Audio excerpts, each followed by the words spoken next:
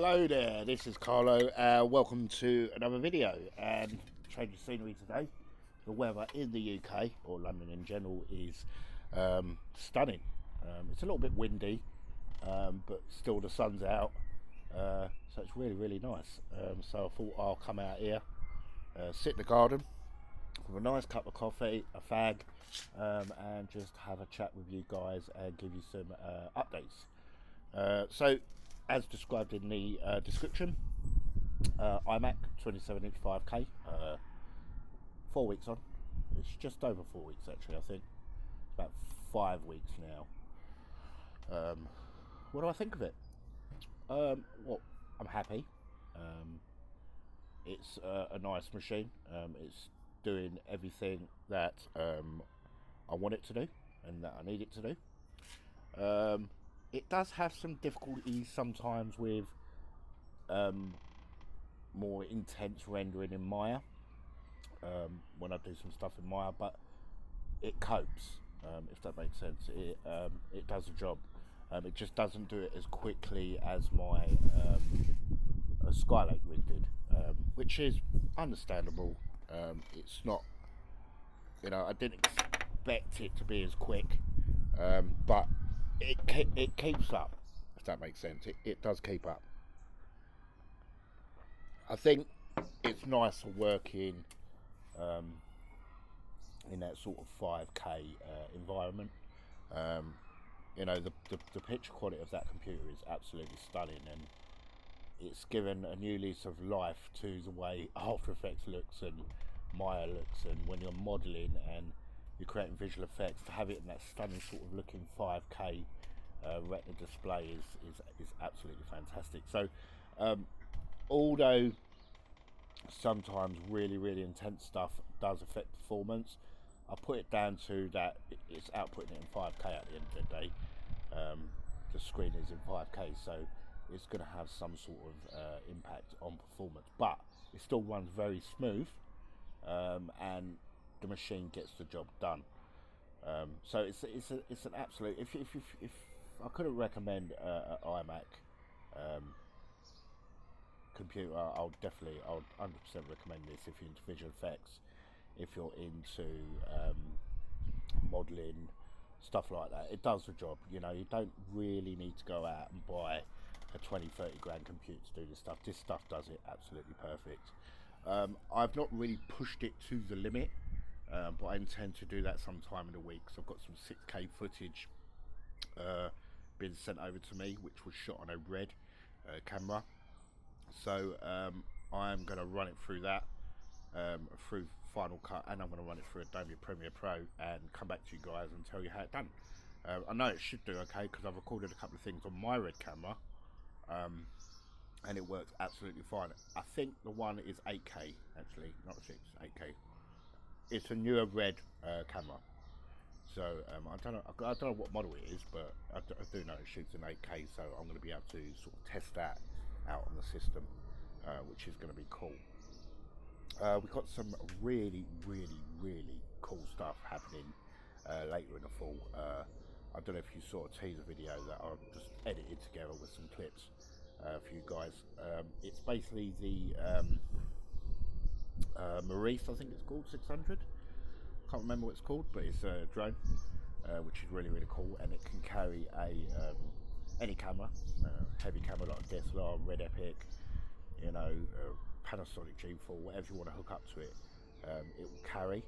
But in order for that to work, I've had to sort of look at the Ronin MX to be applied to that, because I do know that this drone and the MX, the Ronin MX, go together, so they can work together and be hooked up together, so that can give you that nice shot, if that makes sense. So I am working on bringing that to the channel, which is cool.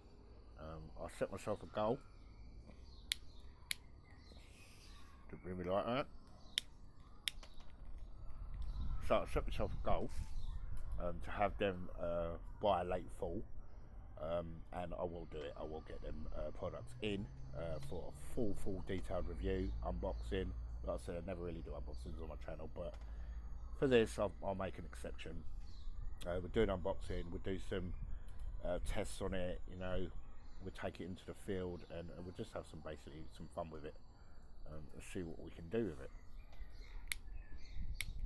and basically see if it's worth the money. Now I'm getting it on a 4-week approval, trial approval, so I can test it out for 4 weeks, and if I like it, I can pay for it in full. But I'm putting like a deposit down in it so I can use it for the 4 weeks. And then, like I've just said, if I like the product and I'm really happy with it, then I've got a finance option available to me, because this is a lot of money. Do you know what I mean?